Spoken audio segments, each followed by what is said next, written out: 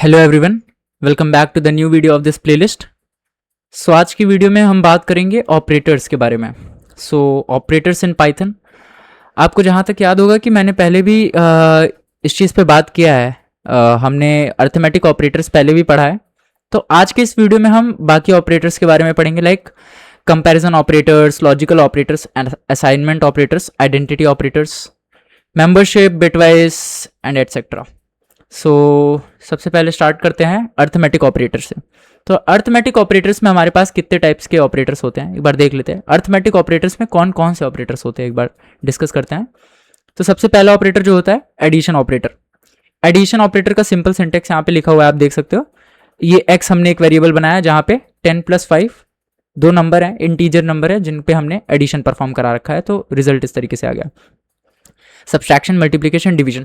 चलिए एक बार इसको करके पता करते हैं कैसे ये चीज़ें हो रही हैं। So let's start. इसको बंद करते हैं। ओके, हमने एक वेरिएबल बनाया जिसको हमने या फिर हम डायरेक्ट प्रिंट स्टेटमेंट का यूज़ करते हैं। हम प्रिंट करते हैं अगर हमें दो नंबर को प्लस करना है, सपोज दैट। सो हम 10 + 2.5 अगर हम इन दोनों को ऐड करेंगे तो आंसर हमारा क्या आना चाहिए? Simple, easy PG, 12.5। और मैंने आपको एक चीज बताई थी कि जब भी आप integer plus floating point number करते हो, जब भी आप इंटीजर प्लस फ्लोट करते हो, यानी इंटीजर डेटा टाइप में फ्लोट डेटा टाइप के ऊपर ऑपरेशन परफॉर्म कराते हो, तो आंसर हमेशा फ्लोटिंग पॉइंट नंबर आता है। सो हम आंसर देखते हैं 12.5। Okay, easy PG. चलिए एक और चीज करके देखते हैं। हम करते हैं सब्सट्रैक्शन। तो हम यहाँ पे सब्सट्रैक्शन करेंगे। पहले हम इनको कॉपी कर लेते हैं ताकि ये सारी चीज़ आसान रहेगा, बार बार कोड ना लिखना पड़े। हम यहाँ पे ऊपर क्या करते हैं, सब्सट्रैक्शन करते हैं, then we will do multiplication, then we do division, then we do floor division, then modulo, then exponential. हाँ, and this one is extra, we will just remove it. Cool. अब एक बार इनको रन करके देखते हैं and then step by step समझते हैं कि हो क्या रहा है। So, कुछ इस तरीके से आंसर आ रहा है। ओके, ठीक है। अब मैं आपको चीजें एक्सप्लेन करता हूं कि ये चीजें काम कैसे कर रही हैं।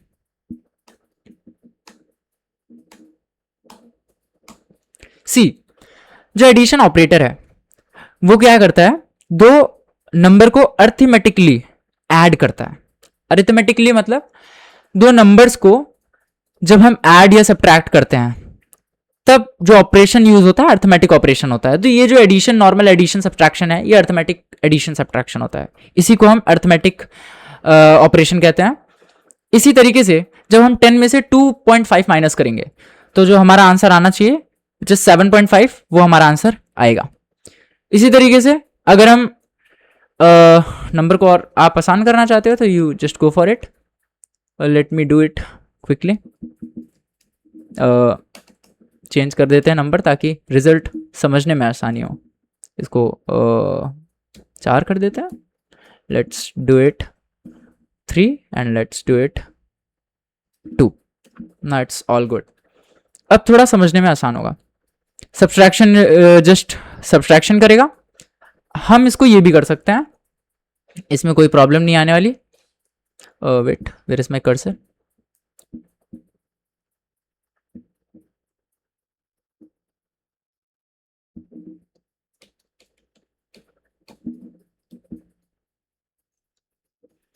ओके, अगर हम चाहें तो हम छोटे नंबर में बड़ा नंबर में माइनस कर सकते हैं, बेसिक मैथ, और ये फिर भी काम करेगा बिकॉज सिंपल अर्थमेटिक ऑपरेशन है ये।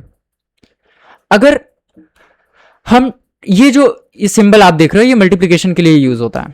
इसे कहते हैं स्टार या फिर एस्टरिस्क। ये आप देख सकते हो, इसे एस्टरिस्क सिंबल कहते हैं।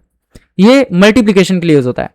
हम प्रोग्रामिंग लैंग्वेजेस में इस x या फिर इस कैपिटल X का यूज नहीं करते हैं मल्टीप्लिकेशन के लिए। We use asterisk, means star symbol हम यूज करते हैं।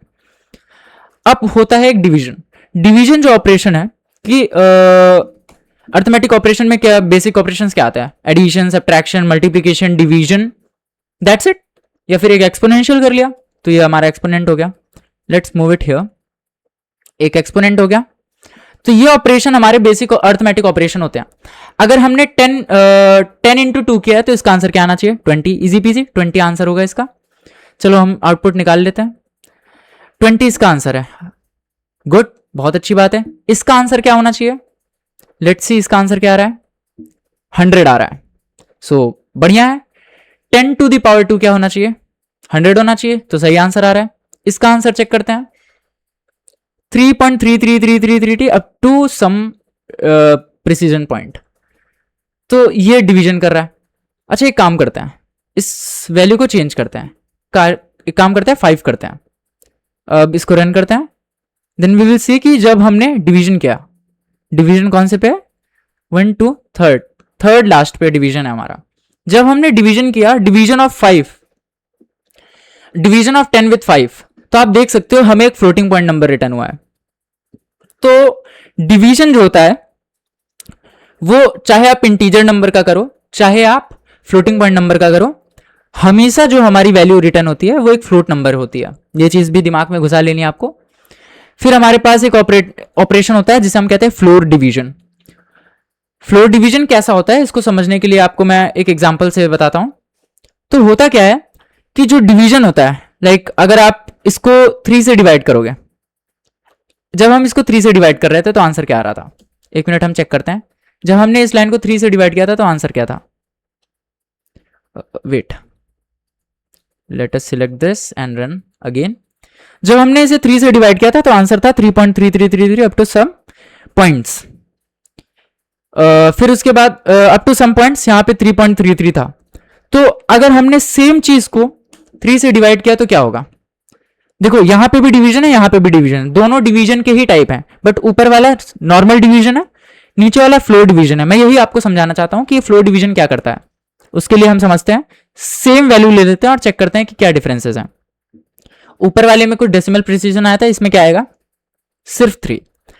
तो बहुत इजी तरीके से आप ये समझ सकते हो कि जो हमारा फ्लो डिवीजन होता है वो डिवीजन करने के बाद जो भी वैल्यू आ रही होती है, जो भी हमारे पास वैल्यू आ रही होती है, वो वैल्यू का केवल इंटीग्रल पार्ट रिटर्न करता है, केवल इंटीजर पार्ट रिटर्न करता है। इंटीजर पार्ट रिटर्न करता है डिवीजन करने के बाद, फ्लो डिवीजन। या फिर आप ऐसे समझ सकते हो कि फ्लो डिवीजन जो होता है वो क्वोशिएंट रिटर्न करता है। समझने को आप 2 तरीके से समझ सकते हो। पहला तो एक इंटीजर पार्ट रिटर्न करना आंसर का, या फिर आप ऐसे समझ सकते हो कि फ्लो डिवीजन जो होता है वो क्वोशिएंट रिटर्न करता है। कैसे? सी, हम इसको कितनी बार, हम फ्लो डिवीजन जब भी करेंगे हम तब तक डिवाइड करेंगे जब तक वैल्यू पॉइंट में नहीं आ जाती। वैल्यू पॉइंट में नहीं आ जाती, पॉइंट में जहां आने वाली रहेगी हम वहीं पे रुक जाएंगे। मींस हमें रिमाइंडर चाहिए in integer forms. First simple integer form में हमें चाहिए रिमाइंडर। तो मेरे साथ डिवाइड करो, 3 1s are 3, 3 2s are 6 and 3 3s are 9, 3 3s are 9। तो हमारे पास कब तक वैल्यू आई? 3 3s are 9। उसके बाद हमारे पास रिमाइंडर क्या बचा? 1। अब इसके बाद हमें इसको ऑपरेट करना होगा तो हमें क्या लेना पड़ेगा? एक 0 बोरो करना पड़ेगा, एक 0 लेना पड़ेगा। इसके बाद अगर हम 0 लेंगे तो फिर हम कैलकुलेट फर्दर कर पाएंगे। तो तब तक हमें करना था जब तक हमारी वैल्यू छोटी नहीं हो जाती और डिवाइड होना बंद नहीं हो जाती। तो इट मींस हमें 0 बोरो लिए बिना जब तक हमने इसको मल्टीप्लाई किया, मींस 3 3s are 9। ये 3 3s जो हमारा आया है, ये 3 जो आया है हमारा डिवीजन करते टाइम, ये क्वोशिएंट होता है। मेरे पास यहाँ पे, आई एम सॉरी, मेरे पास यहाँ पे कुछ लिख के बताने के लिए नहीं है। मैं उसका भी प्रबंध करूंगा नेक्स्ट वीडियो में, अदरवाइज मैं आपको लिख करके बता देता, but I will figure it out in future videos. So ये जो 3 हमारा क्वोशिएंट होता है ना, ये क्वोशिएंट रिटर्न करता है। तो आप कुछ सिंपल तरीके से समझ सकते हो, आपको जैसे समझ आए कि ये जो quotient return, flow division quotient return करता है, या फिर इसको ऐसे समझ सकते हो कि जो भी हमारा आंसर आता है उसके इंटीजर पार्ट को रिटर्न करता है। तो बहुत सिंपल है, जिस भी इंट्यूएशन से आपको समझना हो समझ सकते हो, जिस भी कंसेप्ट के तरीके से समझना है। अब आता है हमारा मॉड्यूलो ऑपरेटर। एक बार मैं इसे रन करता हूं, फिर आपको समझ आएगा ये काम क्या कर रहा है। मॉड्यूलो ऑपरेटर को जब मैं रन करता हूं तो आप एक बहुत प्यारी चीज देख सकते हो कि जब मैं करता हूं 10 मॉड्यूलो 3, पहली बात ये परसेंट सिंबल है, इसे मॉड्यूलो ऑपरेटर कहते हैं। ये वाला सिंपल डिवीजन है, ये वाला एक्सपोनेंट है, this one is division, this one is multiplication, this one is subtraction, this one is addition, this one is modulus operation और मॉड्यूलो ऑपरेशन. सो जब हम इसको रन करते हैं तो हमारे पास जो आंसर आता है वो आता है 1. अब ये 1 क्या कहना चाह रहा है, ये 1 कैसे आ रहा है? तो 1 कुछ इस प्रकार से आ रहा है कि जो हमारे पास हमको डिवीजन तब तक करना है जब तक हमारे पास एक सिंपल रिमाइंडर नहीं बचता. Just remember the previous example जहां पे मैंने 10 को डिवाइड किया था 3 टाइम्स. 3 3s are 9 आता है, उसके बाद हमारा रिमाइंडर क्या बचता है 1. तो ये जो 1 रिमाइंडर बचा है ना, हमें तब तक ही डिवाइड करना रहता है मॉड्यूलस में जब तक हमारे पास पहला रिमाइंडर नहीं आ जाता. जैसे ही हमारा पहला रिमाइंडर आता है वो रिमाइंडर हमारा क्या होता है, इसका आंसर. यहां पे इस केस में क्या हो रहा था, 3 3s are 9, उसके बाद हमारा रिमाइंडर क्या बच रहा था 1. तो ये जो रिमाइंडर 1 बच रहा था, इस वाले स्टेटमेंट का आंसर क्या आ रहा है, वही 1 आ रहा है. तो मॉड्यूलो ऑपरेशन हमेशा रिमाइंडर रिटर्न करता है और फ्लोर डिवीजन हमेशा क्वोशिएंट रिटर्न करता है. इस तरीके से आप समझ लो, ये बहुत ही अच्छे तरीके से समझ आएगा. अगर आपको इसमें कोई भी डाउट आ रहा है तो you can just comment. I will provide you a PDF, even तो मैं डिस्क्रिप्शन में ऐसे भी ऐड कर दूंगा कुछ स्टडी मटेरियल, और जो भी पीडीएफ है उस लेक्चर की मैं हमेशा कुछ एक्स्ट्रा चीजें अटैच करके ही दूंगा आप लोगों को, ताकि आप प्रैक्टिस कर सको. ऑल्दो आप लोग बिल्कुल भी टेंशन मत लेना कि आपको क्वेश्चन नहीं करा रहा हूं. क्वेश्चन के लिए मैंने आपको पहले ही बोला है, हम पहले कंसेप्ट समझ रहे हैं, फिर हम क्वेश्चंस के बारे में ध्यान देंगे. और ऐसा नहीं है कि मैं केवल सारे वीडियो में कंसेप्ट ही कराता जाऊंगा. मैं आपको क्वेश्चंस दूंगा.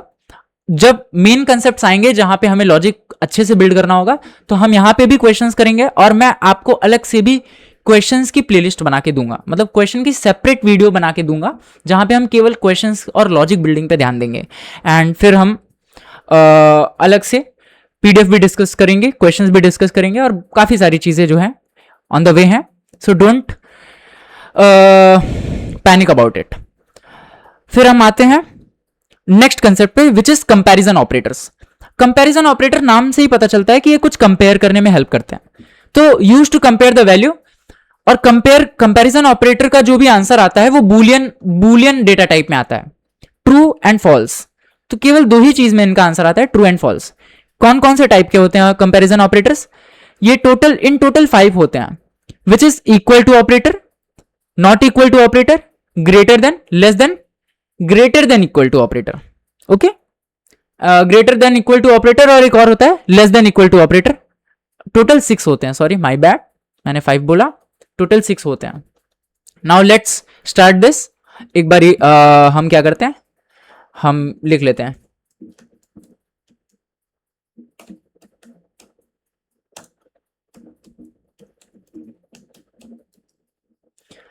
नीचे हमारा कंपैरिजन.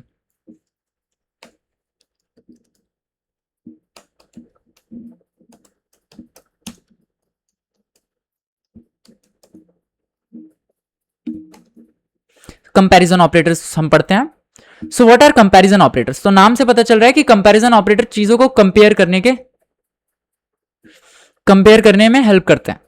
तो कंपेयर हम नंबर्स को कर सकते हैं, और हम वैल्यूज को कंपेयर कर सकते हैं. Basically let me show you. 2 integer number को, फ्लोटिंग पॉइंट नंबर को हम कंपेयर कर सकते हैं. मैं करके दिखाता हूं. सपोज दैट मैंने एक वेरिएबल बनाया, या फिर हमने डायरेक्ट किया प्रिंट स्टेटमेंट. आप वेरिएबल से भी कर सकते हो. प्रिंट स्टेटमेंट में मैंने लिखा 2 इज इक्वल टू 2. इसका आंसर क्या आना चाहिए? टेक्निकली इसका आंसर करेक्ट होगा. इसका आंसर क्या होगा? ट्रू होगा. क्यों? क्योंकि 2 इज इक्वल्स टू 2. अब एक बहुत ही मेजर क्वेश्चन आ रहा होगा आप लोगों के मन में, और वो क्लियर सब करते हैं तो मैं भी करूंगा. वो क्या है कि यहां पे डबल इक्वल टू हम क्यों यूज करते हैं, सिंगल इक्वल टू क्यों नहीं यूज करते हैं? तो बहुत लोगों को ये चीज पता भी होगी, क्योंकि सिंगल इक्वल टू जो होता है वो हम असाइनमेंट के लिए यूज करते हैं. सिंगल इक्वल टू जो होता है असाइनमेंट ऑपरेटर होता है. ये हेल्प करता है चीजों को असाइन करने के. अभी तक हम यही ना कर रहे थे, a इज इक्वल टू 2, तो a की वैल्यू क्या है? 2 है. तो single equal to assignment operator के लिए यूज होता है. ये किसी वैल्यू को दूसरे वैल्यू में, किसी वेरिएबल में असाइन करने में हेल्प करता है. सो हम कंपैरिजन में यूज नहीं करते सिंगल इक्वल टू. तो कंपैरिजन में हम क्या यूज करते हैं? डबल इक्वल टू यूज करते हैं. तो हमेशा याद रखना, सिंटेक्स एरर मत करना. कंपैरिजन ऑपरेटर में हम डबल इक्वल टू यूज करते हैं। Then comes another one which is not equal to. Not equal to मतलब इक्वल टू नहीं है, इसके लिए हम एक्सक्लेमेशन मार्क यूज करते हैं। यहां पे मेरा सिंबल चेंज हो रहा है एक्चुअली, क्योंकि मेरा फॉन्ट डिफरेंट है, इस वजह से मेरा सिंबल दूसरा है। लेकिन आप याद रखो कि मैं यहां पे एक एक्सक्लेमेशन मार्क यूज कर रहा हूं। मैं क्या यूज कर रहा हूं? एक्सक्लेमेशन मार्क यूज कर रहा हूं। Exclamation mark equal to, but यहां पे स्पेस नहीं देना है, मैं आपको बस दिखाने के लिए दे रहा हूं। अगर मैं स्पेस हटा दूंगा तो ये नॉट इक्वल टू बन जाएगा, बट क्योंकि मेरा फॉन्ट डिफरेंट है इस वजह से इस तरीके से आ रहा है। तो आप क्या करते हो, नॉट इक्वल टू को सिंटेक्स कुछ इस तरीके से होता है, सॉरी, नॉट इक्वल टू का सिंटेक्स कुछ इस तरीके से होता है, exclamation mark is equal to 3। याद रखना, जब हम इसे रन करेंगे, माय बैड अगेन, जब हम इसे रन करेंगे तो इसका आंसर पहले तो फॉल्स ट्रू आएगा फिर फॉल्स आएगा। ऐसा क्यों? क्योंकि 2 is equal to 2 which is correct. So Boolean में आंसर आता है इसका true. 2 is not equal to 2, ऐसा तो हो ही नहीं सकता, 2 तो 2 के ही बराबर है, तो आंसर क्या आ रहा है? फॉल्स। देन हमारे पास होता है ग्रेटर देन। तो ग्रेटर देन ऑपरेटर क्या होता है? पहले वाले लेफ्ट हैंड साइड ऑपरेशन को चेक करता है if it is greater than to the left right hand side और नॉट। तो ग्रेटर देन जब हम यूज करते हैं, आपको मैं दिखाता हूं, ये होता है ग्रेटर देन ऑपरेटर। ये चेक करता है right hand left hand side क्या राइट हैंड साइड के बड़ी है या फिर छोटी है। अगर बड़ी है तो ट्रू आता है, छोटी है तो फॉल्स आता है। सो अगर हम इसको चेक करेंगे तो इसका आंसर होगा फॉल्स। ऐसा क्यों? 2 तो 2 के इक्वल है, तो बड़ा तो हो ही नहीं सकता, इसी वजह से यहां पे इसका आंसर क्या आ रहा है? फॉल्स आ रहा है। इन अ सिमिलर फैशन हम लेस देन ऑपरेशन का यूज करते हैं। इस बार हम क्या करते हैं, इस बार थोड़ा चेंज कर लेते हैं ताकि आप आंसर देखो, हर बार गलत ना लगे आपको, ऐसा कंफ्यूजन ना क्रिएट हो। तो अब हम जब इसे रन करेंगे तो आप देखोगे कि लेस देन ऑपरेशन में आंसर क्या आ रहा है? ट्रू, क्योंकि 2 को चेक कर रहा है। क्या 2, इसीलिए इसे लेस देन कहते हैं। क्या 2 लेस देन है 3 के? तो आंसर करेक्ट है, हाँ 2 तो छोटा है 3 से, तो आंसर क्या आ रहा है? True. Now comes greater than equal to and less than equal to. अब ये क्या होता है? माय बैड, बार बार ओबीएस खुल जा रहा है। Greater than equal to and less than equal to. So हम ग्रेटर देन इक्वल टू और लेस देन इक्वल टू की बात करते हैं। अगेन यहां पे ये फॉन्ट की वजह से हो रहा है। इसका ओरिजिनल सिंटेक्स ऐसा है, आप ग्रेटर देन लगाते हो, विदाउट स्पेस इक्वल टू लगाते हो। याद रखना, सिंटेक्स आप यहां से याद कर लो, ये मैं पीडीएफ आपको प्रोवाइड करूंगा ताकि आपको डाउट ना हो। तो ग्रेटर देन इक्वल टू इस तरीके से लिखते हैं। Again that problem, sorry my bad. Greater than equal to कुछ इस तरीके से लिखते हैं। तो ये क्या कंपेयर करता है? ये कंपेयर करता है या तो राइट हैंड साइड वाली वैल्यू छोटी है या तो इक्वल है। तो अब ये दो चीज कंपेयर करेगा, इधर लेफ्ट हैंड साइड वाली चीज, लेफ्ट हैंड साइड वाली वैल्यू राइट हैंड साइड वाली वैल्यू से बड़ी हो या फिर दोनों आपस में बराबर हो। दोनों ही केस में इसका आंसर ट्रू आएगा। अगर ऐसा नहीं है तो आंसर क्या आएगा? फॉल्स आएगा। रन करके देखते हैं। तो आंसर ट्रू आ रहा है। ऐसा क्यों आ रहा है? आंसर ट्रू क्यों आ रहा है? Simple, easy PG. Answer true इसलिए आ रहा है क्योंकि 2 इज इक्वल्स टू 2, कोई एक कंडीशन भी ट्रू हुई तो आंसर ट्रू आता है। 2 इज इक्वल्स टू 2 तो काम बन गया। लेकिन इसको फॉल्स कब होगा? ये फॉल्स कब करेंगे? जब राइट हैंड साइड वाली वैल्यू बहुत बड़ी होती है और इक्वल भी नहीं होती है। अब जब हम इस कंडीशन को रन करेंगे तो आंसर फॉल्स आएगा। You see guys, answer is false. In a similar fashion हम लेस देन इक्वल टू को बनाते हैं। यहां पे लेस देन इक्वल टू को बनाते हैं। अब इसका आंसर अगर हम चेक करेंगे तो इसका आंसर ट्रू आना चाहिए। सो लेट्स चेक कि इसका आंसर क्या आ रहा है। तो आंसर इज ट्रू। ऐसा क्यों? क्योंकि दोनों आपस में बराबर तो नहीं है, लेकिन 2 जो है लेस देन है 5 के, तो ये एक कंडीशन सेटिस्फाई कर रहा है। दैट्स व्हाई ये दोनों जो आंसर रिटर्न कर रहे हैं ये ट्रू, एक फॉल्स रिटर्न कर रहा है। Greater than equal to and less than equal to जो है ट्रू रिटर्न कर रहा है। Now let us move to the logical operators. Logical operators में हमारे पास 3 ऑपरेटर्स आते हैं, एंड, और, एंड, नॉट। इनका सिंटेक्स होता है ट्रू एंड फॉल्स। तो ट्रू एंड फॉल्स आंसर क्या देंगे? फॉल्स। इसी तरीके से ट्रू और फॉल्स आंसर क्या देंगे? True. And not true answer क्या देगा? फॉल्स। इसके सिंटेक्स को लिख के मैं आपको बताता हूँ, फिर मैं आपको लॉजिक बताता हूँ। क्या था? लॉजिकल।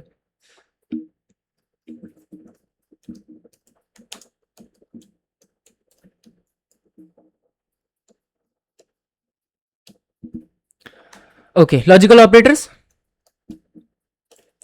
यहां पे होता है सबसे पहले TRUE, ट्रू एंड फॉल्स। अगर हम इसे रन करेंगे तो इसका आंसर क्या आएगा? इसका आंसर हमारे पास आएगा फॉल्स। ऐसा क्यों? क्योंकि एंड ऑपरेशन जो होता है उसे दोनों कंडीशन ट्रू रखने की जरूरत पड़ती है। अगर ट्रू और ट्रू दोनों ट्रू है तभी आंसर क्या आएगा? ट्रू। और बाकी सारी कंडीशन में आंसर क्या आएगा? फॉल्स आएगा। सी, क्योंकि एक ट्रू है और दूसरा फॉल्स है तो आंसर क्या आ रहा है? फॉल्स। अगर मैं इसको फॉल्स एंड फॉल्स कर दूं तो आंसर क्या आएगा? फॉल्स आएगा, क्योंकि फॉल्स एक भी कह रहा है फॉल्स और दूसरा भी कह रहा है फॉल्स, तो चीज फॉल्स ही है।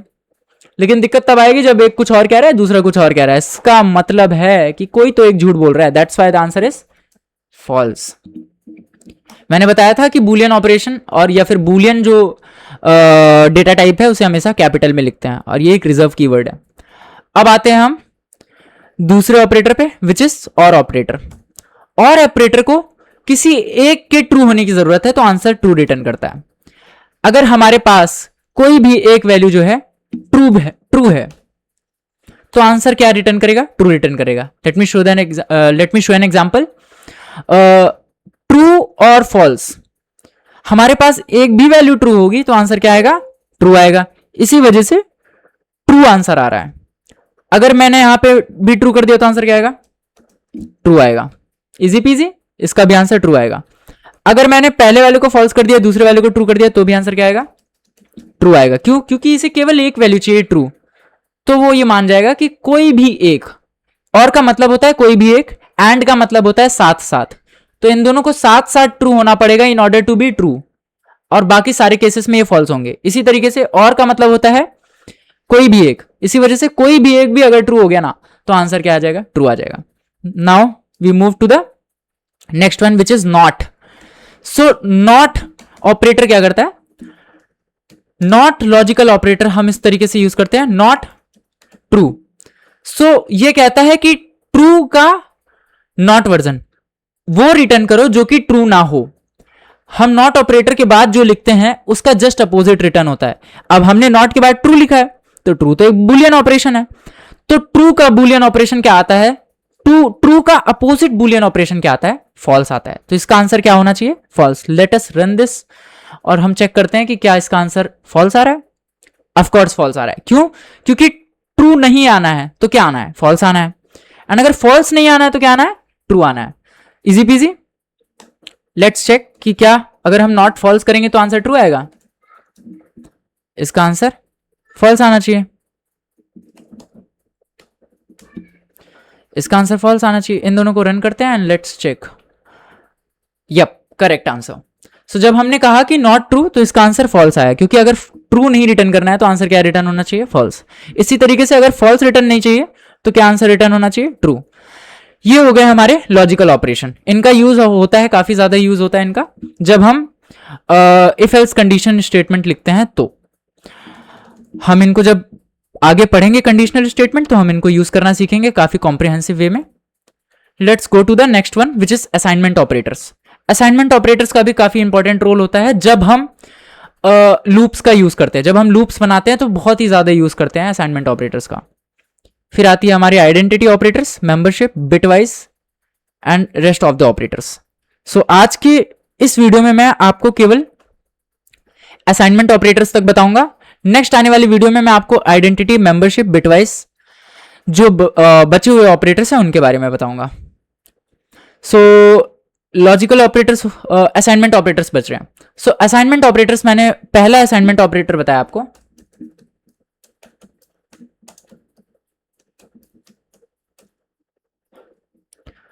स्पेलिंग मिस्टेक्स जो भी हैं उन्हें आप प्लीज इग्नोर करें, बिकॉज मैं प्रोग्रामर हूं, इंग्लिश स्कॉलर नहीं, और मेरे इंग्लिश में मार्क्स बहुत घटिया आते हैं। सो प्लीज इग्नोर इट, ठीक है? I am just trying it.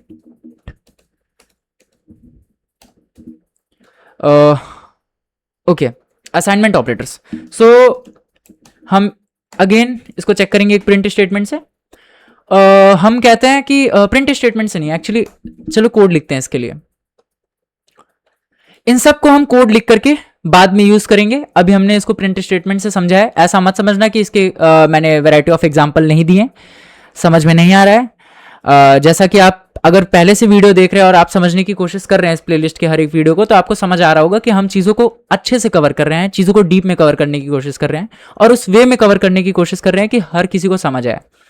इसीलिए मैंने चीज़ों को एज सिंपल एज रखा है कि आपको पहली बार में समझ में आए। देन उसके बाद ही हम उसके ऊपर कुछ कॉम्प्लेक्स कैलकुलेशन कर पाएंगे या फिर कॉम्प्लेक्स एल्गोरिदम्स लिख पाएंगे या फिर कॉम्प्लेक्स वे में कोड लिख पाएंगे। और प्रोग्रामिंग सीखना ये नहीं होता कि हम जल्द से जल्द कोई कॉम्प्लेक्स कोड लिख पाएं या फिर जल्द से जल्द अपना गेम बना पाए या कुछ कर पाएं। हमें फंडामेंटल्स आनी चाहिए, हमें उसके सिंटैक्स को समझना पड़ेगा, देन उसके पीछे के कोर लॉजिक को समझना पड़ेगा। देन एंड ओनली देन हम चीज़ों को थोड़ा एडवांस ले जा पाएंगे, क्वेश्चन तभी सॉल्व होंगे और तभी नंबर भी आएंगे। That's why I am telling again and again, हम चीज़ों को स्टेप बाय स्टेप लेके चलेंगे तो टेंशन मत लेना यार ये तो ऐसा करा रहा है, ऐसा मज़ा नहीं आ रहा है, चीज़ें तो बहुत लंबी खींच रहा है। हाँ लंबी खींच रहा है, इसके लिए मैंने आपसे पूछा, कोई फीडबैक हो तो मैं इसको छोटा कर सकता हूँ, लेकिन ज़्यादा आप टाइम दोगे तो आपको ज़्यादा चीज़ें ही समझ आएंगी। कम टाइम में केवल खिचड़ी पकती है और वो भी कभी कभी गंदी हो जाती है। सो अगेन असाइनमेंट ऑपरेटर्स पे चलते हैं, बकवास बहुत कर ली हमने। सो मैंने आपको बताया कि एक असाइनमेंट ऑपरेटर होता है इक्वल्स टू। इक्वल्स टू का मतलब है कि equals to assignment operators, assignment operator जो होता है इक्वल टू असाइनमेंट ऑपरेटर, उसके लेफ्ट साइड में जो भी वैल्यू होती है उसे, जो भी हमारे लेफ्ट साइड में वैल्यू होती है उसके अंदर हम वैल्यू को असाइन करते हैं और राइट हैंड साइड में जो भी वैल्यू होती है उस वैल्यू को असाइन करते हैं। तो जब हमने असाइनमेंट ऑपरेटर इक्वल टू का यूज किया तो जो भी राइट हैंड साइड की वैल्यू होगी वो एज इट इज, ये वर्ड बहुत इंपॉर्टेंट है इक्वल टू ऑपरेटर के लिए, कि एज इट इज वो वैल्यू जो है ए के अंदर असाइन हो जाएगी। नाउ हम बात करते हैं प्लस इक्वल टू की। एक और असाइनमेंट ऑपरेटर होता है जो कि होता है प्लस इक्वल टू की। अब ये प्लस इक्वल टू कैसे काम करता है? प्लस इक्वल टू जब हम लिखते हैं 5, तो ये क्या कर रहा है, b is not defined by the Pylance b variable, oh sorry, actually a is equals to, yep my bad, a is equals to plus is equal a plus equals to 5। ये क्या हो रहा है? एक्चुअली इसके पहले मैं आपको एक चीज बताना चाहूंगा। ये जो मैंने a is equals to 5 लिखा, a is equals to 10 लिखा है असाइनमेंट, ये तो सिंपल है, a की वैल्यू क्या हो गई, 10 हो गई। अगर मैं कहना चाहूं कि a is equals to a plus 5, तो क्या ये चीज ट्रू है? कितने लोग ये मानते हैं कि ये चीज करेक्ट है? मेरे को बताओ, कितने लोग ये मानते हैं कि ये चीज करेक्ट है? अगर आप मानते हो ये चीज करेक्ट है तो आपके लिए ह्यूज राउंड ऑफ अप्लॉज, क्योंकि ये बिल्कुल करेक्ट है। क्यों, ऐसा क्यों है? आप कहोगे यार एक वेरिएबल तो पहले से ही हमने असाइन कर लिया है, फिर सेम वेरिएबल को हम सेम वेरिएबल में कैसे असाइन कर पा रहे हैं? तो ये पाइथन का जादू है सर जी। पाइथन एक डायनेमिकली मेमोरी एलोकेटेड लैंग्वेज है, डायनेमिक मेमोरी एलोकेशन में काम करता है। इसी वजह से हम एक ही वेरिएबल को बार बार दूसरे वैल्यूज में असाइन कर सकते हैं। अगर मैं चाहूं तो मैं a को वापस से असाइन कर सकता हूं 69 में, अपने फेवरेट नंबर में, तो इसमें कोई भी एरर नहीं आएगा। ऐसा क्यों? क्योंकि अभी मैंने कहा कि a की वैल्यू 10 है, फिर दूसरे टाइम पे मैं कहता हूं जो भी पुरानी वैल्यू से छोड़ो, नई वैल्यू क्या होनी चाहिए, 69 होनी चाहिए। इसी तरीके से हम पाइथन में a की जो वैल्यू थी वो 10 थी, फिर हम कह सकते हैं कि a प्लस 5 कर दो, तो a की वैल्यू क्या है, 10 है, तो 10 प्लस 5 क्या हो जाएगा, 15 हो जाएगा, इजी पीजी। तो वही चीज हम यहां पे कह रहे हैं, हम थोड़ा कंबाइन करके कह रहे हैं। हम कह रहे हैं कि a प्लस 5 कर दो विच इज 15, और हम कह रहे हैं कि जो 15 है उसको इक्वल टू कर दो, किसमें, a के इक्वल टू, यानी कि जो भी 15 आ रहा है अब वापस से उसको उठा के a में डाल दो, तो अब a की वैल्यू क्या, नई वैल्यू क्या हो गई, 15 हो गई। इसी काम को, इसी चीज को लिखने का एक छोटा तरीका होता है plus equal to, a plus equal to 5, इसी चीज को लिखने का एक छोटा रूप है। कैसे छोटा रूप है? हम कह रहे हैं कि हमने क्या किया, यहां पे हमने ए और ए को 2 बार लिखा। इसकी जगह पे हम ये कर सकते हैं, हम कह सकते हैं कि ए में प्लस कर दो और बराबर कर दो 5 को। ए की जो भी वैल्यू थी, क्योंकि हमने पहले से इसको बना रखा है, अगर मैंने यहां पे बी किया तो देखना एरर आएगा, क्योंकि बी तो पहले से एग्जिस्ट कर ही नहीं रहा, तो उसकी तो कोई वैल्यू है ही नहीं। तो बी की जब कोई वैल्यू ही नहीं है तो उसमें हम कैसे +5 करके उसको उसके बराबर कर दें? दैट्स वाई पहले भी जब मैं कर रहा था तो एक एरर आ रहा था। इसी वजह से हमारे ए की ऑलरेडी एक वैल्यू है जो कि 10 है, और हम कह रहे हैं कि 10 में 5 प्लस कर दो और उसी के बराबर कर दो, ए के बराबर कर दो। तो एक छोटा फॉर्म है इस काम को करने का। सिमिलरली हम यहां पे माइनस भी कर सकते हैं, ऑफ कोर्स माइनस कर सकते हैं, तो इसका मतलब हम यहां पे भी माइनस कर सकते हैं। तो प्लस इक्वल टू और माइनस इक्वल टू सेम ही उसी तरीके से काम करते हैं जिस तरीके से मैंने आपको बताया। जैसे मैंने यहां पे प्लस इक्वल टू किया है, उसका शॉर्ट फॉर्म ये है। इसी तरीके से a is equals to a -5 का शॉर्ट रूप ये है,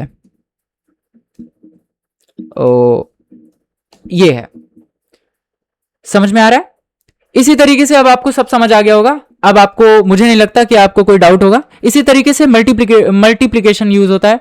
मल्टीप्लाई इक्वल टू मतलब ये क्या हो रहा है, पहले जो भी वैल्यू थी x की, उसमें नई वैल्यू जो हमने यहां पे लिखी है उसका मल्टीप्लीकेशन करना है और फिर x को इसके इक्वल कर देना है। तो ये क्या हो रहा है, 3, पहले x की वैल्यू क्या थी, 3 थी। अब हमने क्या किया है, 3 को क्या किया है, 3 को 3 से मल्टीप्लाई किया है, तो 3 3 जा 9 होगा और फिर x की वैल्यू क्या आएगी, 9 आएगी। कुछ इसी तरीके से यहां पे भी हम करेंगे। अगर हम करेंगे इसको कॉपी कर लेते हैं, गुड। अब अगर हम यहां पे ये करते हैं तो ये भी काम करेगा। ये क्या करेगा, a की जो भी वैल्यू थी उसमें 5 मल्टीप्लाई कर देगा, तो ये आंसर 50 हो जाएगा।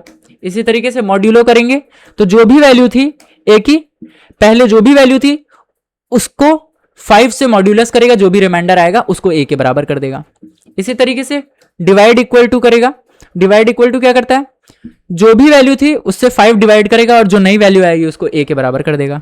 इन a similar fashion floor division will work. Floor division करेंगे, जो भी वैल्यू आएगी वो उसके बराबर कर देगा। In a similar way again double exponent काम करेगा, यानी कि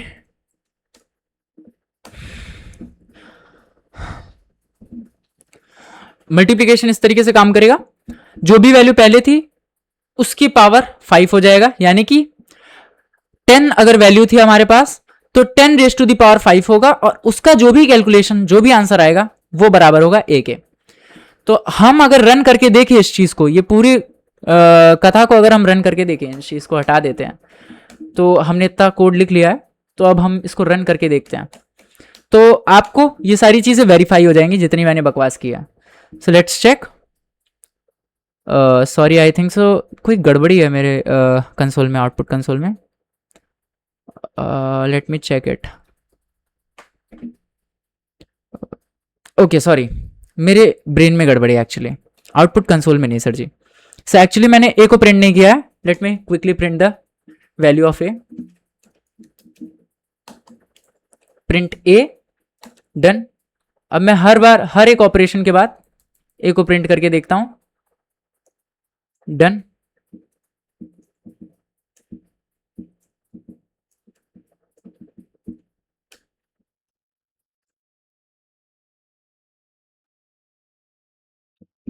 लेट्स चेक कि काम करता है कि नहीं।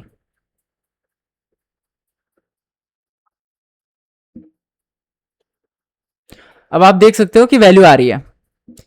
पहले हमारे पास वैल्यू क्या थी, a इज टू 10, हमने प्रिंट किया, आंसर क्या है 10। फिर उसी a में हमने कहा कि जो भी a की वैल्यू थी उसमें 5 ऐड कर दो। उसका सिंटेक्स ये है, plus equal to assignment operator. ये सारे असाइनमेंट ऑपरेटर हैं, टाइप्स ऑफ असाइनमेंट ऑपरेटर हैं।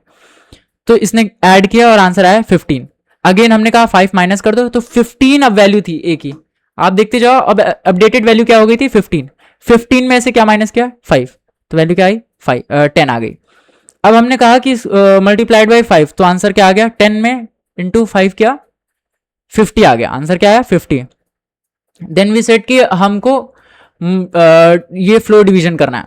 फ्लोर डिवीजन करा तो 5 तो परफेक्टली डिवाइड हो गया, तो रिमाइंडर क्या है, 0। रिमाइंडर 0 आया तो रिमाइंडर जो भी आया उसको हमको a के बराबर कर देना था, तो रिमाइंडर 0 आया, इट मींस a की वैल्यू अब क्या हो गई 0।